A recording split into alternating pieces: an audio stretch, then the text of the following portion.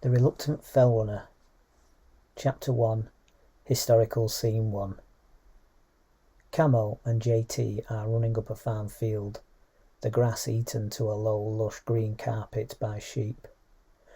"God, this is hard work," said JT, breathing hard to get the oxygen to get up the hill. Meanwhile, 3,000 years ago, on the exact same spot, a man bartered a sheep for a Bronze Age axe head.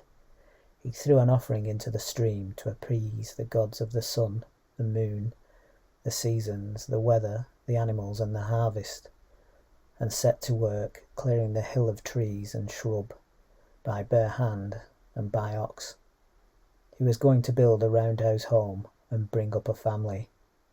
"Think of all those people out there lazing in bed, and we are out here doing this," said Camo. "Look at those views, this fresh air, and you will have 2,000 feet and 8 miles done before they are even out of bed."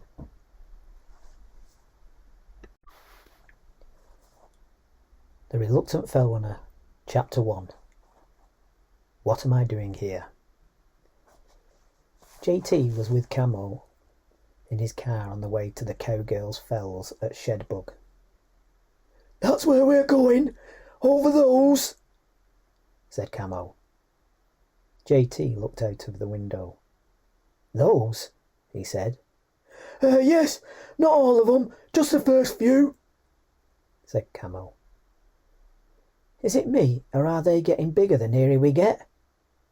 says JT. "Ha ha, you're gonna love it," said Camo. JT looks at the hills apprehensively. "I think it's a right turn here," said Camo. "No, I always come off one early, it's the next one. Here it is, this is the one." They made their way through some streets of a mix of old houses made from hard grey stone that would have come off the surrounding hills, and modern houses made of manufactured brick. They pulled up on a street with one of the hills looming high above it. "We're going up there," said JT. "That's the first one we're going to do. It's about 1,200 feet. You'll soon be going up some 3 times that in the lakes." "3 times that?" said JT. "Yeah, we merely come here to train in the winter. It's safer. Lots of lovely round grass hills. If you fall here, you'll be fine. No jagged rocks or scree, or precipitous drops of a few thousand feet. It's dangerous in the lakes in the winter. You could die!" As he said it, his face did the fierce, crazy eyes thing, his face stern. "Right," said JT, and felt his eyebrows rise and wrinkle his forehead. "Okay," said Camo to himself. "Map. Check. Compass. Check. Start watch. Let's go." Camo immediately set off jogging.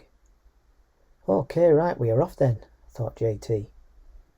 JT has to hurry to catch him, and immediately starts to blow. "Bloody hell, he never asked if I was ready or anything," he thought. In seconds, JT is already struggling to keep up. If we're going up that hill, shouldn't we walk to the start of it to save energy?" he said. Camo looked at him with disgust. "That would take off your time," he said, pointing to his watch. "Any flat or down bits you have to run." "Right," said JT. This is going to be horrendous, he thought.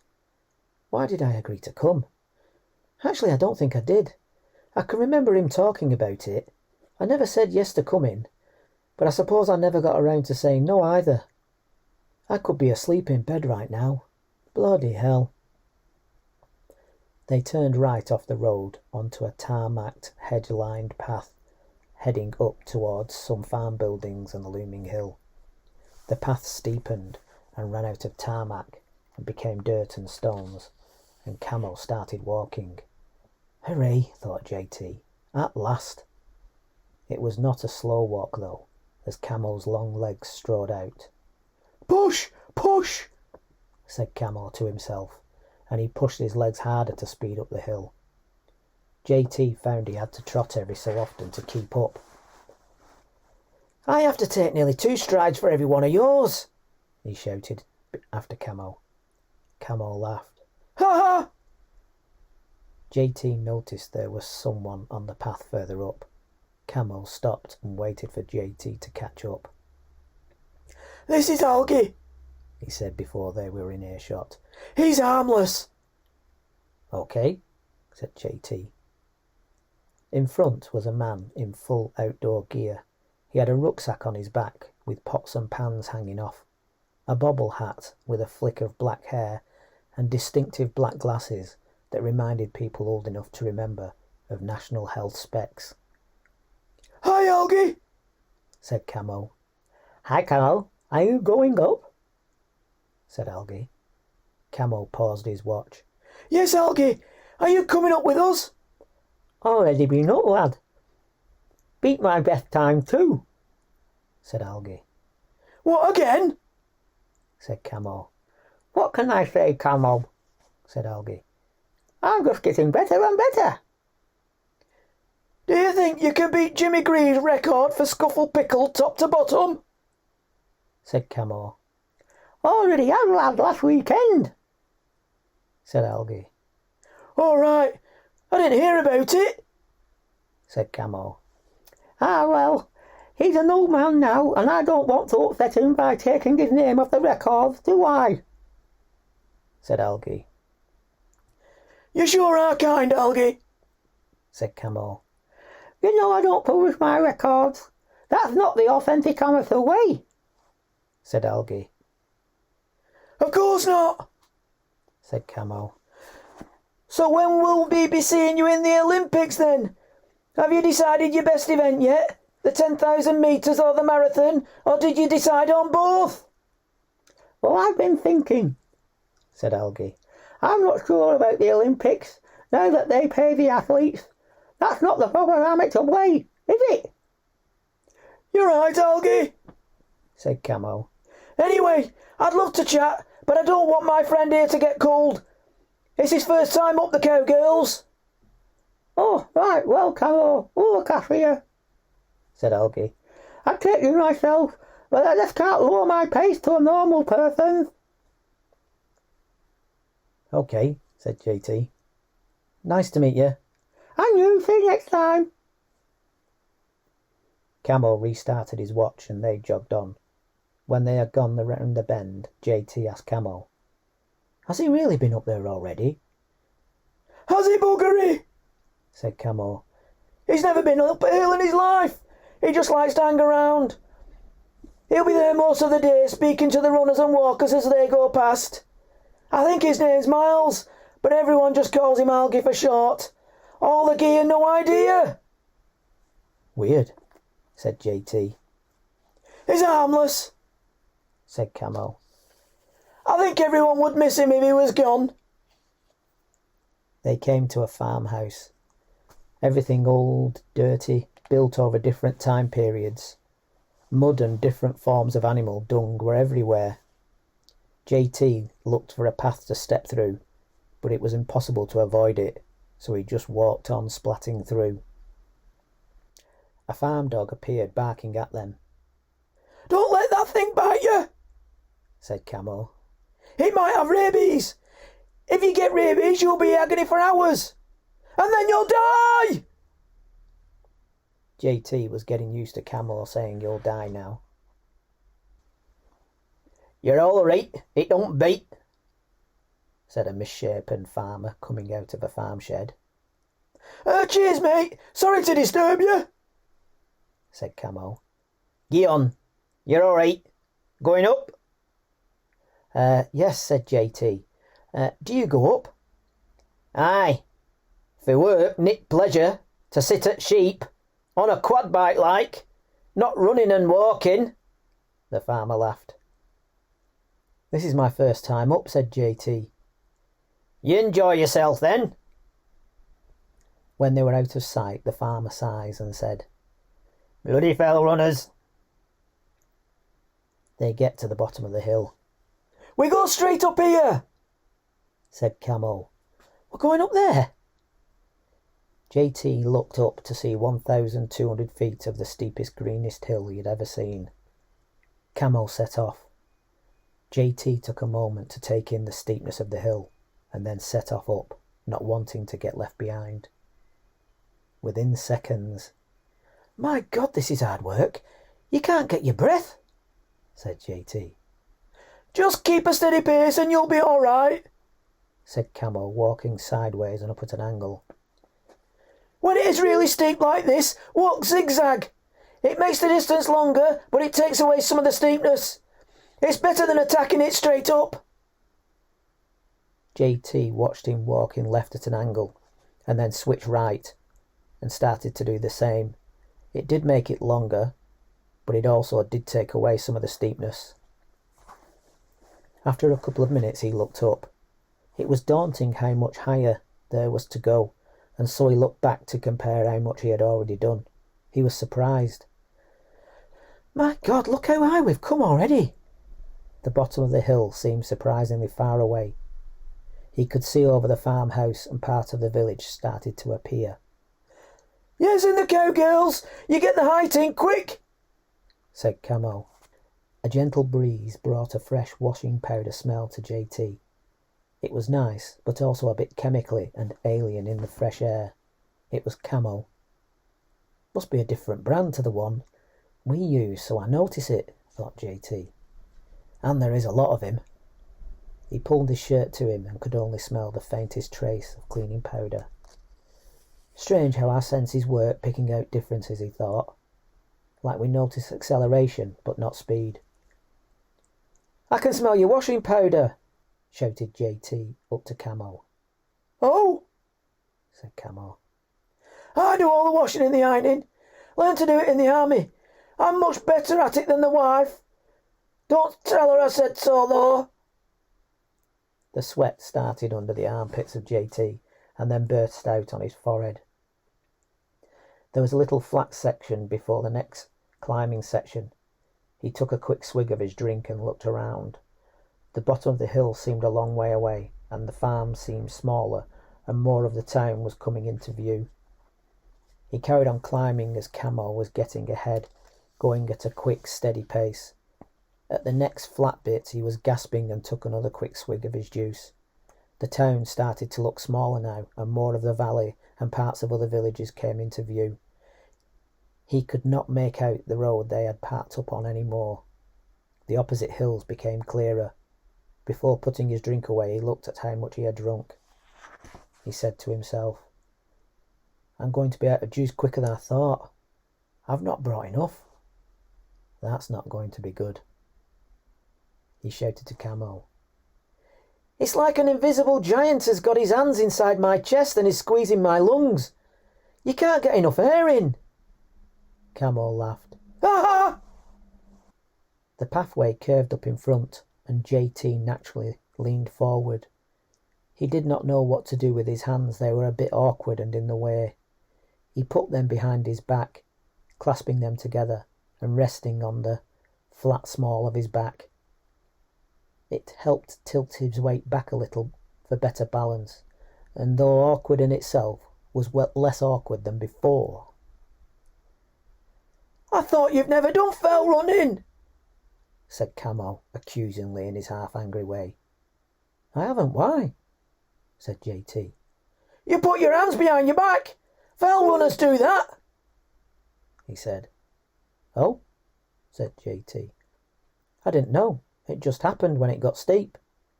"Oh," he said, still suspicious, and then he turned to carry on upwards. On the way up, JT had to stop every now and then for a second. Camo did not take each stop but pushed on.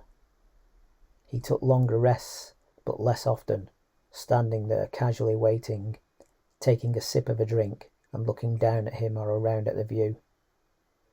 "I've only been going 15 minutes and I was sweating like a pig and knackered. How far up is it yet? How much further are we going to go? I'm never going to last." Just as JT got close to Camo, he set off walking again. "Swine! Did you see that?" he said to himself. "Just as I was getting close he sets off again. He's better at this than me, yet he gets a rest and I don't. How does that work? How on earth did I end up here? He had a flash of a series of short memories. One day at work he was chatting to Camo. "Fancy going for a run?" said Camo.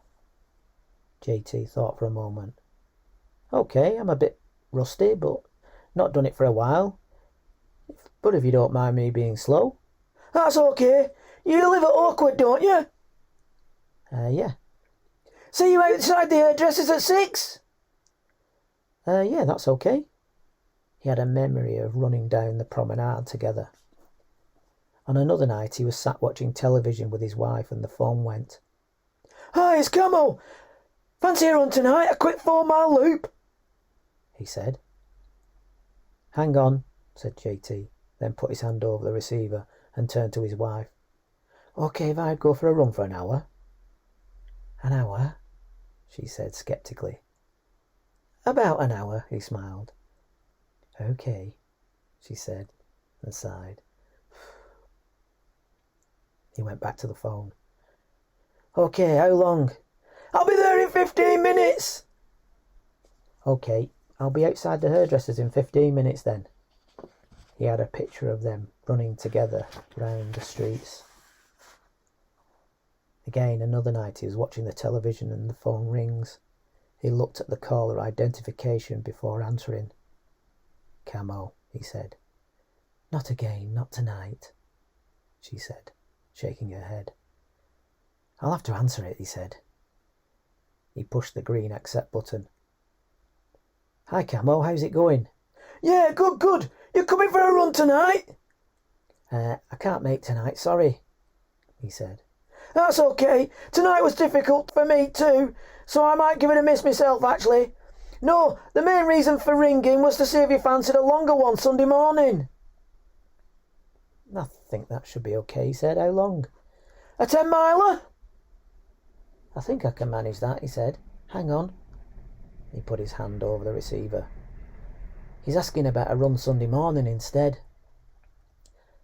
"But Sunday is our one lying together," she said. He pulled her face. "Go on then." He went back to the phone. Yeah, that's okay. What time were you thinking?" "About 9 outside the hairdresser's," said Camo. Great, I'll see you then." "Okay, buddy. Catch you later." He put the phone back down. "It's getting to be quite a regular thing now," said his wife. "But it is getting me fit," said JT. "It's not that. I'm pleased you've got a friend and a hobby. It just leaves me here on my own." "You could come too," he said. "And who would look after the children?" "You go running with Camo instead then, and I'll look after the children." He turned and tickled her. "Stop it," she laughed, "as if I could keep up." "He goes slower for me. I think he'd prefer to wait for you." "Give over. I bet his wife is really glamorous. What is she like?" Not my type. He obviously loves her." Back on the hill. "I'd better catch him up," he said to himself. He tried to push on, but it was not possible to go faster. He could feel his energy flush out of him if he sped up. He tried to catch up by not zigzagging, just climbing like steps, and his tight calves started to sing out. "My God, it's like my actual calves are screaming at me," he shouted to Camo. "Ha ha! They will loosen up eventually," he said. "I bloody hope so. They're killing me," said JT. He tried to push on through it, but they just got worse and he had to stop for a second to let his calves recover. As he looked up, Camo was now far ahead, stood on a little lip of the hill with his hands on his hips. "Look at him, looking at me with his hands on his hips like a disappointed dad," thought JT. He got himself going, and this time Camo waited for him. To help his legs push up, he put his hands on his knees and pushed down with each step. "Hey!" shouted Camo in his half-angry way again. "Are you sure you've never been doing fells?" "I'm positive. Why?" said JT, struggling to breathe and speak. They'll runners do that. Push on the knees like that. I didn't know. I just thought I'd give my legs a push, he said. You must be a natural then, said Camo. Doesn't feel like it, said JT, struggling. Ha ha! Camo laughed. He certainly enjoys me struggling, thought JT. I'm going to need a quick moment when I get there. He will have rested. If he starts off again straight away, I'm going to give him a mouthful. I know. I'll pretend I need to do up my laces. He can't argue with that. As he got closer, before Camo set off again, he said, hang on, I just need to do my laces up. He quickly undid one, so that he could do it up again. Here, said Camo, coming towards him. Tuck your laces under the other laces like this. It says them coming undone.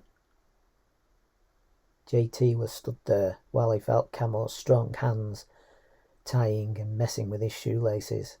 He had a flash memory of his mother getting him ready for school.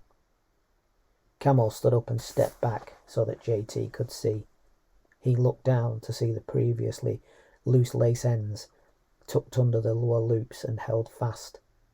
Camo, with his army regimental background, had even left them perfectly neat and straight. Thanks, said JT dubiously. Well, there's that trick finished with then, he thought. OK, give yourself a minute to grab a quick drink and get something to eat too after you've just done that. The top of the hill is just up there, not far to go now. Camo got out his map and compass. Do you need that to make sure we go the right way? Said JT, a bit concerned. No, he said. I know we're going today, but I'm just practicing for when I need to. He pointed over the hills. We are heading off that way and back around. Over that way is Yorkshire, he pointed, and then turned. That way is Cumbria, and turned. And that way is Lancashire. If you head off in that direction, there is nothing but moors for miles and miles and miles. If you get lost there, you'll die. OK, I won't go that way then, said JT. Best not to, said Camo. He took his drink bottle out and looked how much was in it with worry. Better not have too much, he thought. He also got out a cut quarter of the sandwich he had made and put the rest back, and took the moment to look down at the town far below, nestling in the green hills of the valley. You could make out the whole valley and hill system now. The skylarks were chirping and the air was clean and fresh. When you stop for a second, it's actually bloody beautiful, he thought. When you're out, do you not stop and take in the view? He said to Camo. Not much. Weather is clear today, you're lucky. Most days it's either raining or the clag is down and you see nothing. Mostly it's cold too, and if you stop too long you will catch your death. Plus, if you stop it adds to your time. Oh, right. So no taking in the views then? Not really. Are you not having anything to eat? I've got a gel for later, when I need an energy boost. I'm all right at the moment. JT took his first bite of the sandwich. Are you ready then? Said Camo, getting set to go. JT looked at the sandwich he had in one hand, with one bite taken out of it and the drink in the other. 10 seconds? He said. Above their heads was a skylark chirping away. JT and Camo both looked up at it. "Cow, that reminds me of being a kid," said JT. "We used to walk out past Bury Cemetery, across the bridge over a chemical-smelling, polluted river, past the paper mills and factories, into the farm fields beyond. And we'd lie on the grass when we got tired and look up into the sky and watch those birds. But we called them linnets." Camo laughed. "Ah, we used to do something similar round our way." "God, I can remember it clear as day," said JT. "What a different feeling you had then, lying on your grass with your mate and looking at the different shapes you thought the clouds made, and just laughing all the time at anything. Sit for hours just looking at the clouds. The summer days lasted so long, and the summer holidays, day after day, endless. Time was so slow back then. Waiting for your birthday or something special like Christmas was endless and agony. What, another 2 weeks, Mum? It's never going to arrive. And now, poof, the seasons race around and the years drop like flies. You used to wish for time to hurry up, and now you wish for it to slow down. How strange. They were quiet for a moment. Camo looked out over the hills. Do you ever wonder what the point of it all is? He said. I don't think there is a point, not like that, a reason, said JT. Everything alive is just trying to stay alive and make the best of it. That reminds me of one of my most favourite things I ever read. There was a man studying birds. He tried to figure out why birds did the dawn chorus, what it was all about, what the birds were trying to say to each other. He came up with all these long, highfalutin explanations in this long article, and then, in the last few lines, he gave up and said he didn't actually know why they did it. He said, it didn't seem to have a purpose, them all just sitting there chirping away like that. He said it was as if the birds were thinking, hey, there's nothing to do, nothing out and about to eat yet. The world is only just waking up, and there's nothing to do, so I might as well sing. I love that, said JT. Hey everybody, there's nothing to do, so I might as well sing something beautiful. Hey, look at me everybody. I survived the cold dark night. I'm still here. Death didn't come, so I rejoice and sing something beautiful, because there's nothing else to do. Camo looked about dreamily. That's good, that. I like that, he said. Well, that's kind of why I'm trying to write, said JT. I'm trying to do something beautiful while I'm here, trying to leave something behind that might live on a little when I'm gone. I understand that, said Camo, nodding his head. JT felt the dreamlike moment too, and then they could hear something and both looked up. It was getting closer.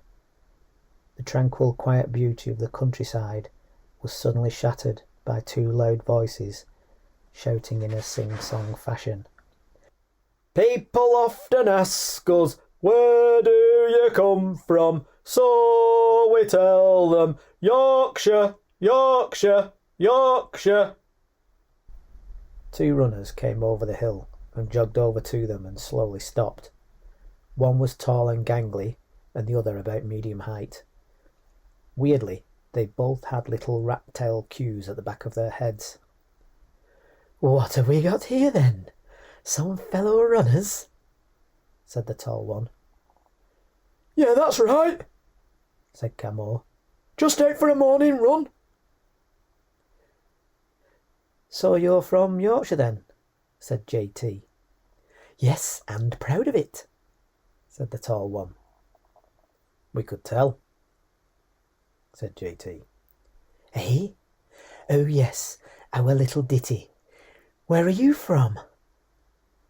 Near Manchester, said Camo.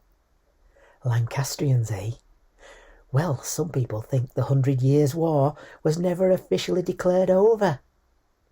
Well, it is, mate, said Camo. Or it wouldn't be the 100 Years' War, would it? I.e., it ended after 100 years. Every time they spoke and moved their heads, the little rats' tails moved and caught your attention.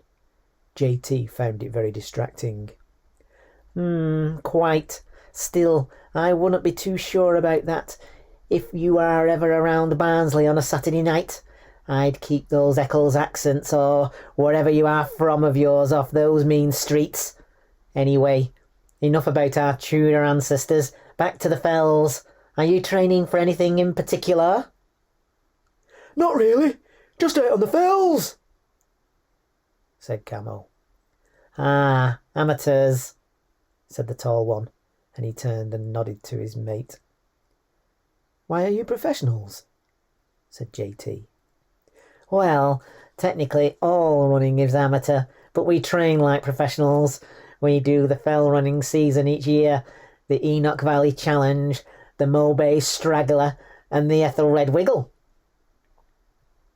I've done the Enoch and the Straggler, said Camo.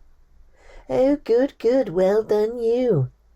This year we ourselves, he nodded at the other guy, are training for the Norbert Challenge Round, he said with great fanfare. The Norbert Challenge? What's that? Said Camo. Gosh, you really are amateurs, aren't you? The Norbert Challenge, I'll have you know, is the ultimate test of endurance for a fell runner. 42 mountain peaks, climbing 27,000 feet and traversing 70 miles, and all to be completed within 24 hours to qualify for the Norbert Club. It is so big it is split into 5 sections, or legs as they are called. You need to practice and learn each leg, then do 2 legs together and then maybe 3 before taking the whole thing on. When you do it, you will need a team to get you around and witnesses to say that you have done it. We have helped out on a leg twice this last year in preparation for our attempt this summer. In preparation? Agreed the smaller guy. What do you do in the club? Said Camo. What club? Said the tall one. The Norbert Club, said Camo. You said you'd get in the club once you've done it. Oh, yes, well, nothing really, it's just a club. What, no meetings?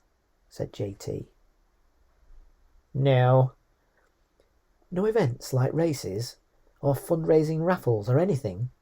Said JT. No. No raffles? You can't be a club without a raffle, said Camo. It's not that kind of club. It is membership only.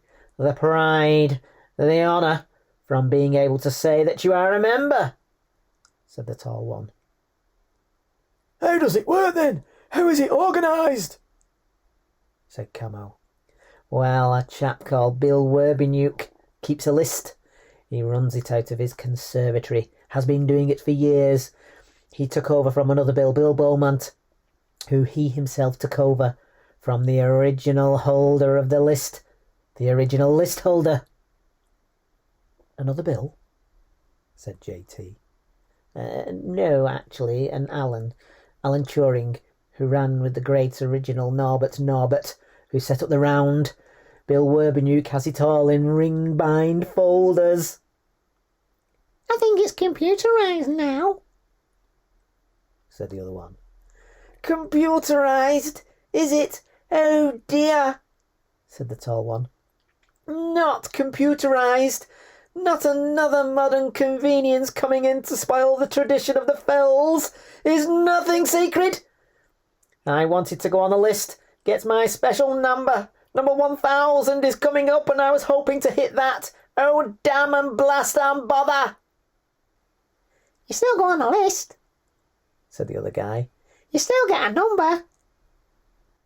But it's not the same, is it? Not handwritten in biro, your name on a list with all the other names on A4 paper in a ring-bound folder put up in a shelf in Bill Werbenuke's conservatory.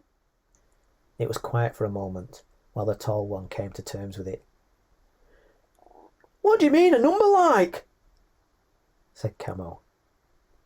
Well, there's only ever been 981 people who have ever completed it, going all the way back to the original Norbert, number 1, who was first to set up the challenge in 1920. More people than have been to the moon, admittedly, but that's less people than the number who have climbed Mount Everest, which, incidentally, is the same height as the height you do on the Norbert. You are doing the same height as Mount Everest in a day, he said, with reverence. So you get your own number? Said Camo, his eyes lighting up. Your own individual number, like? The tall one spotted a fellow enthusiast. Yes, and your name will last forever in its place on that list. Just think, when you are long gone, your children and your great-grandchildren can point to the lakes and say your grandfather, your great-grandfather ran those hills and completed the Norbert Challenge Round. And they could say, how many of those hills in a day did grandfather do? And they could say, all of them. No, you don't think it's possible? Well, it's true. He did all of them. Look it up. The Norbert Challenge, and go and look for the name against number 1000 in the list. Yes, that's right. It's your grandfather's name. Wow, said Camo, hooked. Imagine that. Your own place in history. Yorkshire was glowing. A couple of long-tailed tits, if you ask me, said JT. The tall one was aghast. I'll have you know these are coming back in fashion, don't you know? Yes, said the smaller one. Back in fashion? They are a symbol of our fell running club, the Lonsdale Fell Running Association. He self-consciously touched and stroked his rat tail. It's our group trademark, said the smaller one. No, said JT, and points to the hillside at a couple of birds. A couple of long-tailed tits, I think. Oh, right, yes, very nice, said the tall one. Ornithologist? No need to be personal, said JT. It means you are a bird watcher, a twitcher. There he goes again, being rude, said JT. Ah, I see, said the tall one. You made a joke. You know what an ornithologist is then? Yes, it used to be a thing when I was a lad. Had a little book that you could tick all the birds off once you'd seen them and that, said JT. Yes, I had that book also, said the tall one. People used to collect birds' eggs too. Blow them. Remember that? Get a little pin, poke a hole, blow the goo out so that they wouldn't go off in your little white cardboard shoe box with the cotton wool in the bottom. Had robin's eggs, blackbirds of course, a crow's egg. Ben Knuckles' older brother climbed a tree and got those. He was a right nutter. I swapped a record of the theme tune to Doctor Who for that. Wish I'd kept it. The crow's egg? The record. Well, we were all barbarians in our youth, I suppose, said the tall one. They'd hang you for that now. Certainly would, said JT. Anyway, this fell running club of yours, said Camo. We're always looking for new members, said the smaller one. Not so fast, Brian, said the tall one. We don't just let anybody in. We have a whole code and that. A code? Said Camo. Yes, a code, said the smaller one. Where and when do you have your meetings? Said JT. Ah, well, we don't have official meetings as such yet with official places, dates and times. We are newly formed and we... How many members do you have currently? Said JT. Currently, said the tall one, hesitantly. Yes, currently. The two of us, said the tall one. The two of you? Said Camo. Like I said, said the tall one, we've only just started, but we have big ambitions. I'd consider letting you in, but... I'm bald, so we can't do the rat's tails thing, said Camo. I told you we should have done the chin thing, said the smaller one. You know, the dangly thing from your chin that you can put metal rings on or coloured ties. You know, like that butch guy from Game of Thrones. A chin braid, a chin cue. Yes, but we discussed this, and that would mean no girls. It would be illegal to block girls from joining, said the tall one. But it's okay to block baldies. No. Does it make you more streamlined? Said JT. You know, less wind resistance. Does it make you go faster? I don't think so, said the tall one. Is it like a spoiler on the back of a sports car? Said JT. Does it give you more downforce to grip and not slip on the grass? Of course not. At least I don't think so. Oh, said JT.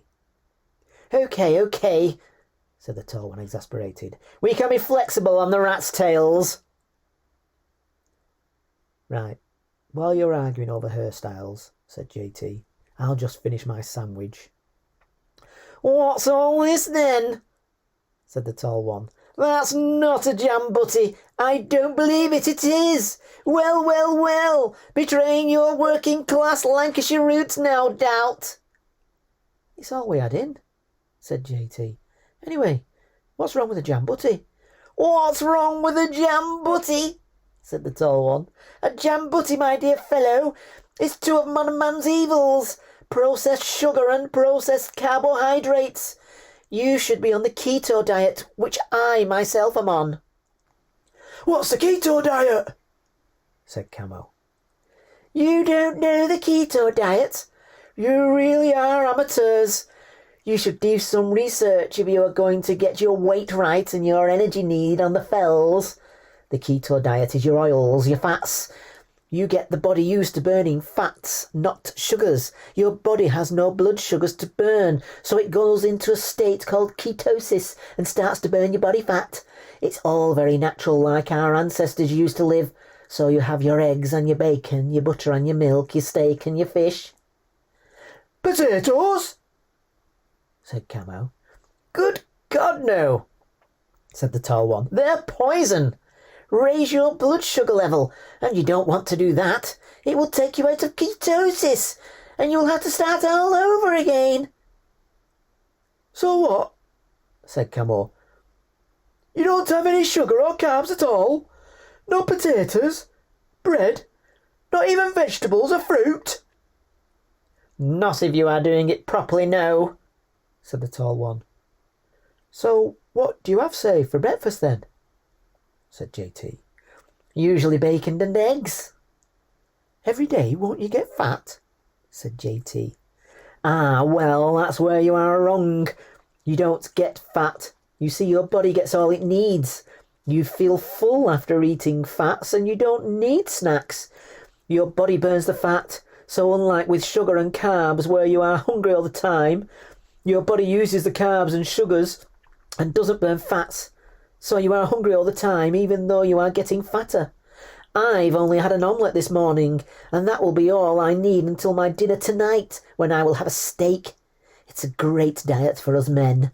Egg and bacon for breakfast and steak for dinner. With no chips? Said Camo. The tall one looked sad. No chips. Just an omelette? Said JT. Yes, with 12 eggs. 12 eggs, said JT. Phew. Which brings us on to one of the rules. No gels, said Brian. Don't you have... JT started to say to Camo, and Camo lifted his hand for him not to say it. No gels, said Camo. Why no gels? Well, it's pure sugar, isn't it? We are a traditional fell-running club, said the tall one, that aims to follow in the footsteps of all the greats that have gone before us. We aim to keep the purity of the fell-running traditions. As such, we consider the use of gels as tantamount to cheating. They were not available to our forebears, so how could we feel happy comparing our exploits with theirs? Well, what about all the other modern improvements, such as those fell-running shoes you've got on? Said JT. And that waterproof jacket you've got? Said Camo. Didn't they used to run in hobnail boots, shorts and pyjama tops? Or bare feet, said JT. I heard sometimes bare feet. Yeah, all right, said the tall one. We are not fundamentalists, you know. You have to bend the rules a little here and there. You would be slipping and sliding all over the place without these. I don't know how they did it. Proper pioneers they were. Right, proper pioneers. The tall one put his hand to his chest and looked at the sky, and Camo and Brian joined him in the solemn moment. JT did not know what to do and shuffled about awkwardly until it passed. Right, well, we must get on, said the tall one. Look us up on the internet. We have a home page and web address thanks to Brian here. The Lungsdale Fell Running Association. Brian looked proud. Will do, said Camo. My name's Camo, by the way. He held out his hand. Me. How did you guess? I'm Bartholomew Gray, and this, as you know, is Brian Coffey. My name's Justin, said JT, sticking out his hand. OK, Jam Butty Boy, said Bartholomew, shaking hands. Before we get going again, said Brian, taking his rucksack off. Which coat do you think I will need, Bartholomew? What do you think the weather is going to do? Rain? Warm up? Stay cold? Brian pulled 2 other coats out of his rucksack, so that with the one he had on, that made 3. You have 3 coats? Said Camo. Why do you have 3 coats? Well, I need them for all the different weathers you get up here, said Brian. That's not what you're supposed to do, said Camo. Carry 3 coats and change about. Have you never heard of your layers? Layers? No, what's that? Said Brian. I can't believe you've not heard of your layers, said Camo. We have heard of it, said Bartholomew, giving Brian the eye. Of course we have. I haven't, said Brian. I'm sure I mentioned it last week, said Bartholomew. I don't remember, said Brian. Well, you should listen more carefully. You probably had your head in that internet again. It's not real life, you know. Do you want to remind him then? Said Camo. No, you have the stage, my friend. Feel free to go ahead. Maybe you can get through to him where I couldn't. Well, said Camo, the idea is that you only carry 3 things. A base layer, like a rash guard or t-shirt, a fleece layer if it gets colder, and then finally a cagoule type outer layer to put on for rain and or for strong windy conditions. You take the layers on and off depending on the conditions. Saves carrying 3 different coats. That's your layers. That's genius, said Brian. Bartholomew rolled his eyes. Now he gets it. Come on, put those away and let's get going. Brian was looking at the 3 coats, still wondering which to choose. Pick the goose feather, said Bartholomew, exasperated. Good call, said Brian. Bye then, lads, said Brian. Thanks for the layers thing. I'll wait for your visit at the website. It has a visitors' views counter. I installed that. Excellent. How many views have you had so far? Said JT. 27, because I keep checking to see, but it's only just gone up, so... Yes, of course, said Camo. The 2 of them set off down the hill, and you could just hear Bartholomew saying to Brian, I did tell you about layers. When they were disappearing out of sight, the song started up again. People often ask us, where do you come from? So we tell them, Yorkshire, Yorkshire, Yorkshire. Nice lads, I'll check their website out, said Camo, pressing his watch timer to start. Let's go. We're well off schedule now.